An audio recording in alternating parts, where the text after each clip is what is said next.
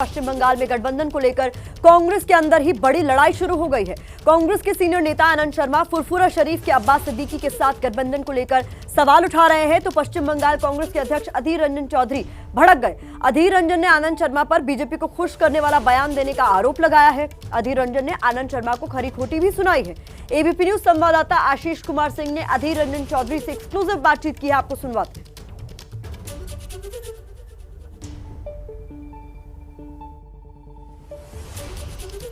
आपका अभी मैंने ट्वीट देखा, आनंद शर्मा जी ने आपको लेकर के ट्वीट किया था कि सेक्युलर फ्रंट के साथ आप लोगों ने अलायंस किया, उस पर गंभीर सवाल उठाए और उसके बाद आपने ट्वीट किया और जवाब में आपने कहा है कि in tune with BJP remarks हैं। ये क्या कहना चाहते हैं आप? सही बात है ना, मुझे तो ताजुब लग रहा है कि ये हमारे पार्टी में रहते हुए इस तरह की कैसे बात कर सकते हैं, अपने सहयोगी पे भरोसा नहीं। दादा, आपका आरोप ये है कि आप लोगों को कमजोर करके आपके जो विरोधी पार्टी है, चाहे वो तृणमूल हो चाहे बीजेपी हो, उनको मजबूत करने के लिए आनंद शर्मा या दूसरे नेता इस तरह का बयान दे रहे हैं। डायरेक्टली और इनडायरेक्ट मजबूर हो ही जाते हैं, अंडरमाइन तो होते हैं। और जो नेता कहते हैं वो तो कोई आलतू फालतू आदमी नहीं है, छोटे मोटे आदमी थोड़ा है।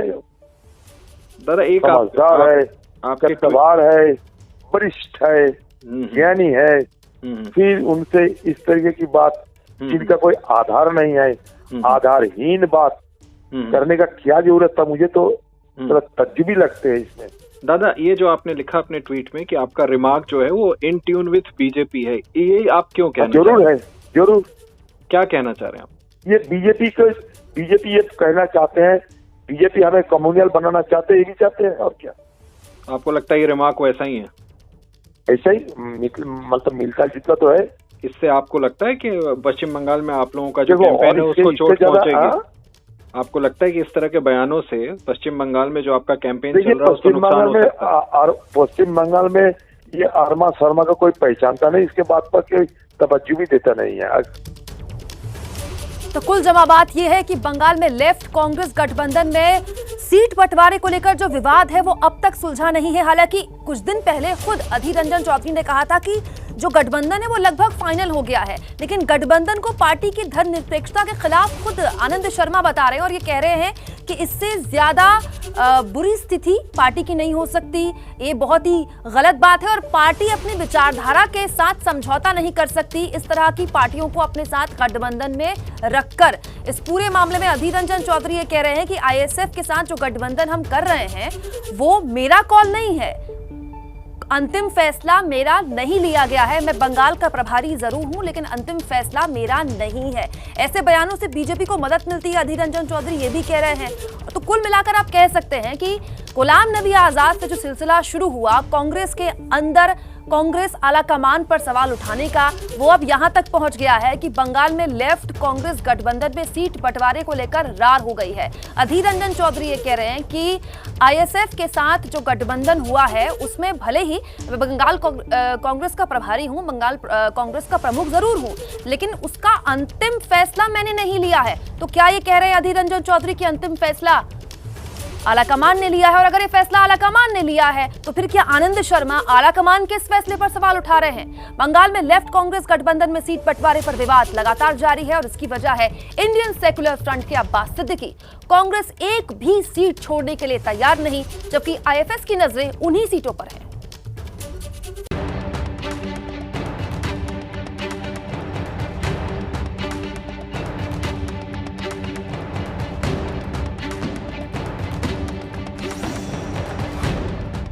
गठबंधन में सीट बंटवारे पर बवाल।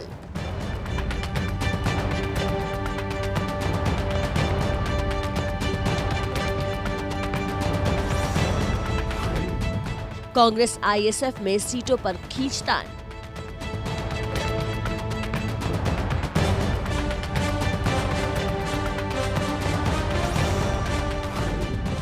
गठबंधन पर कांग्रेस के अंदर कलह।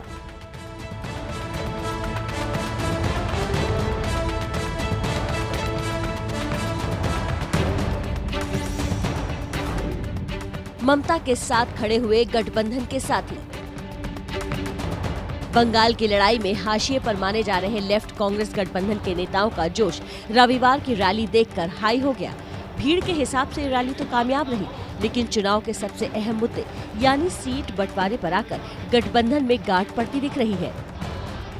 कांग्रेस और लेफ्ट के साथ अब्बास सिद्दीकी की पार्टी आईएसएफ के शामिल होने से सीटों का फसाद बढ़ गया है। अभी आईएसएफ को सीपीएम 30 सीटें देने को तैयार हुई है, लेकिन आईएसएफ कांग्रेस के हिस्से से भी सीटों की मांग कर रहा है। लेकिन कांग्रेस 2016 के प्रदर्शन का हवाला देकर एक भी सीट छोड़ने को तैयार नहीं है। हम लोग पिछले चुनाव में 92 सीट में जीते हैं और ये फैसला हो चुके हैं कि जो जिस सीट पे जीते हैं उनका सीट है। वो सीट का कोई दूसरे पार्टी को कोई भी हो बंटवारे का कोई सवाल ही नहीं होता। जिनका पास जो सीटें हैं, जीती हुई सीटें हैं, जो जहां से जीत हासिल की है वो उन्हीं की हिस्से में रहेगा, तो सवाल ही नहीं पैदा होते। कांग्रेस 2016 में 92 सीटों पर चुनाव लड़कर 44 सीटें जीती थी। इस बार भी कांग्रेस 130 सीटों की मांग कर रही थी, लेकिन उसके खाते में 92 सीटें ही आई हैं।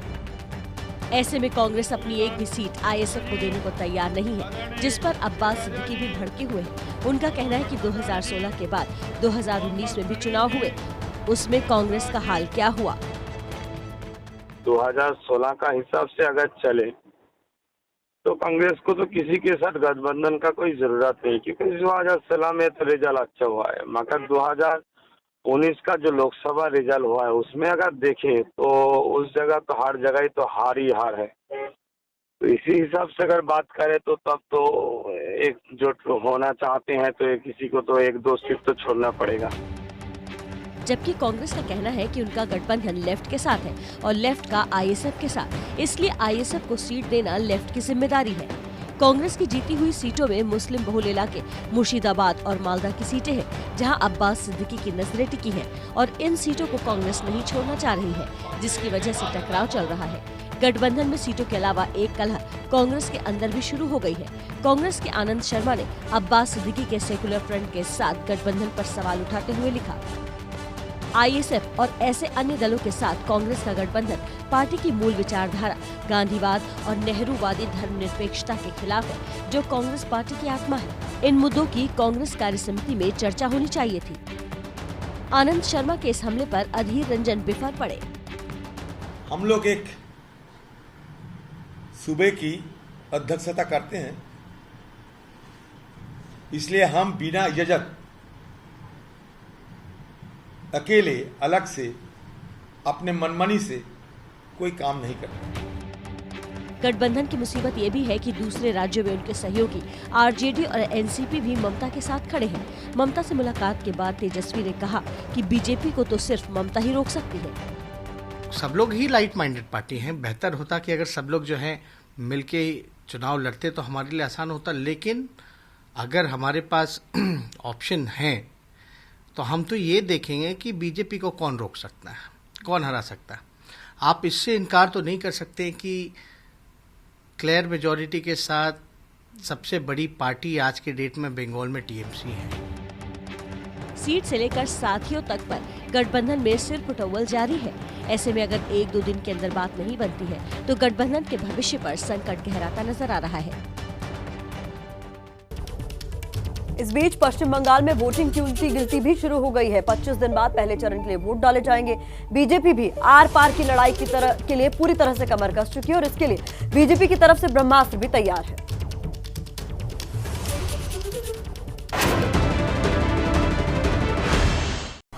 बंगाल में चलेगा मोदी मैजिक।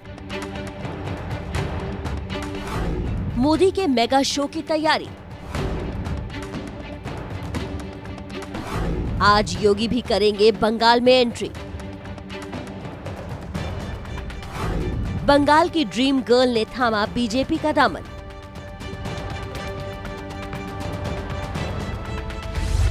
ममता बनर्जी को सत्ता से बेदखल करने के लिए बीजेपी आखिरी दौर की लड़ाई शुरू करने जा रही है। इसके लिए बीजेपी के ब्रह्मास्त्र यानी पीएम मोदी को मैदान में उतारने की तैयारियां चल रही हैं। कोलकाता के ब्रिगेड ग्राउंड में लेफ्ट कांग्रेस और आईएसएफ की रैली में आई भीड़ को देखकर गठबंधन के नेता गदगद हो गए। बीजेपी ब्रिगेड ग्राउंड में इससे भी बड़ी रैली करने की तैयारी में है। 7 मार्च रविवार को पीएम मोदी की ब्रिगेड ग्राउंड में रैली होगी, जिसमें बीजेपी ने 10 लाख से ज्यादा लोग जुटाने का लक्ष्य रखा है। ऐतिहासिक ब्रिगेड হবে। আপনারা জানেন লোকসভার আগে আমরা একদিনে দুটো ব্রিগেড করেছিলাম, উত্তরবাংলায় আলাদা করেছিলাম, দক্ষিণবাংলায় আলাদা করেছিলাম। ভারতীয় জনতা পার্টির দুটো ব্রিগেড করার মতো ক্ষমতাও আছে, আমাদের পার্টি ইনফ্রাস্ট্রাকচারও আছে, নেতৃত্ব আছে, আর সাপোর্টার গ্রুপও আছে। 10-15 লাখ লোক এদিন ব্রিগেডে আসবে। ऐसा दावा किया जा रहा है कि लेफ्ट की रैली में 7 से 8 लोग आए थे। ब्रिगेड मैदान की भीड़ को लेकर बीजेपी टीएमसी पर निशाना साध रही है। একদিন তারা সেই মঞ্চে উপস্থিত ছিলেন যেখানে আওয়াজ উঠেছিল কান में बीड़ी मुंह में पान लड़के लेंगे पाकिस्तान, पहले पाकिस्तान देना पड़ेगा बाद में भारत স্বাধীন होगा। আজকে তৃণমূল কংগ্রেসের লাগাতার তোষণের রাজনীতি, তৃণমূল কংগ্রেসের লাগাতার বিভাজনের রাজনীতি, সাম্প্রদায়িক রাজনীতির কারণে আজকে এ ধরনের শক্তির উত্থান সম্ভব হয়েছে। बीजेपी रविवार को ज्यादा भीड़ जुटाकर पिछले रविवार का रिकॉर्ड ध्वस्त कर परिवर्तन का संदेश देने की तैयारी में जुटी है। पीएम मोदी की रैली की तैयारियों के लिए पहले अमित शाह को भी आना था, लेकिन अब सारी जिम्मेदारी बीजेपी के बाकी नेताओं को सौंप दी गई है। सियासी पारा चढ़ाने के लिए यूपी के सीएम योगी आदित्यनाथ भी आज पश्चिम बंगाल के मैदान में उतर रहे हैं। सीएम योगी बांग्लादेश सीमा से सटे मुस्लिम बहुल मालदा में रैली करने वाले हैं। ऐसा माना जा रहा है कि इन इलाकों में वोटों का ध्रुवीकरण हुआ तो बीजेपी को फायदा हो सकता है। साथ ही पीएम मोदी की रैली से पहले सबसे बड़ी रैली करके योगी माहौल तैयार करने वाले हैं। रैली रोड शो के साथ बीजेपी बड़े चेहरों को अपने साथ जोड़कर लगातार शक्ति प्रदर्शन कर रही है। बंगाल में ड्रीम गर्ल के नाम से मशहूर श्रवंती चैटर्जी भी बीजेपी में शामिल हो गई। इससे पहले भी बांग्ला फिल्मों से जुड़े कई सितारे बीजेपी में शामिल हो चुके हैं। बीजेपी का कुनबा लगातार बढ़ता जा रहा है, लेकिन ममता को समर्थन देने पहुंचे तेजस्वी ने चुटकी लेते हुए कहा कि इन बीजेपी की बारात में दूल्हे का पता ही नहीं है। बीजेपी इतनी बड़ी पार्टी है, बारात लेके आई हुई है बंगाल, सारे केंद्र मंत्री, इनका दूल्हा कौन है? क्या कोई भी बीजेपी का एक नेता का नाम बता दीजिए जो ममता बनर्जी से ज्यादा अनुभवी हो सरकार चलाने में, तो जिसका कोई एक्सपीरियंस आपका असेंबली में नहीं रहा, पार्लियामेंट में नहीं रहा, आप उसको सत्ता सौंपेंगे एक अनजान व्यक्ति को? तेजस्वी सीएम उम्मीदवार को लेकर बीजेपी पर वार कर रहे हैं, तो बीजेपी कानून व्यवस्था को लेकर ममता पर हमलावर है। कार्यकर्ता है। दुर्भाग्य से पश्चिम बंगाल में सबसे ज्यादा महिलाओं के रेप के केस हैं। जब एक बंगाल की बेटी मुख्यमंत्री है तो फिर बंगाल के अंदर बेटियां सुरक्षित क्यों नहीं है? ममता बनर्जी ने किम जोंग का बंगाल बना दिया।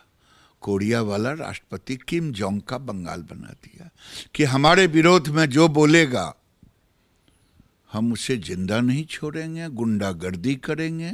आज गुंडागर्दी की छूट है, लोकतंत्र का वहां कोई महत्व नहीं है। बंगाल चुनाव में हिंसा, कानून व्यवस्था, तुष्टीकरण जैसे मुद्दे शुरू से हावी रहे हैं। पार्टीवार हिंसा से चुनावी पारा लगातार चढ़ रहा है। न पाबंदी हो न कोई हद हो तो बस खुद बनाई सरहद हो। ये मुहिम है परतों में छिपे हर सच की तलाश की, सियासत पर रखी पैनी नजर और आंख की, खबरों की दुनिया में एक जिम्मेदार आवाज की, जुर्म और जुल्म के खिलाफ हर बेबस के लिए इंसाफ की। जब कोई हद नहीं इंसानियत के लिए जज्बात की, जब कोई हद नहीं खुशियों और ख्वाब की, तब कोई हद क्यों हो नए नजरिए और बदलाव की। तोड़ के हदों के ताले नए सपनों को पाले, बांधे सबको एक धागे, आपको रखे आगे एबीपी न्यूज।